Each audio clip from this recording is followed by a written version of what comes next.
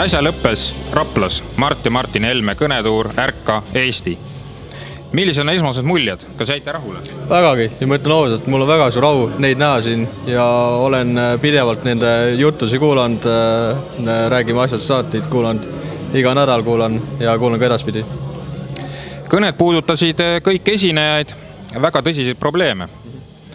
Millised neist kõnetasid teid kõige enam? No esiteks ikkagi see laste saamise teema, siis see noorte perede teema, et noortel oleks nagu elada soodne ja muidugi ka see raha teema, et meil oleks ka majanduskasv, ehk siis et me ei peaks nagu kogu aeg nagu tühja auku raha loopima. Kui oluliseks peate seda, et poliitikud käivad niimoodi otse rahvaga rääkimas üle Eesti? No see on ikka väga oluline, sellepärast, et nad ei saa ju kusagil oma mullis seda rahva nagu seda arvamust kätte. See on ikkagi ju otse suhtlus rahvaga, et siis sa saad ju kõige nagu selle ausama pildi. Eesti peaministri erakond andis hiljuti teada, et Eesti on nüüd korda tehtud. Ja nüüd võime hakata kõik koos unistama.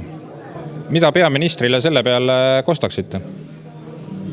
No ma ütlen ausalt, et te olete siiamaani tunnistanud, et ma arvan, et teid ennast oleks korda teha.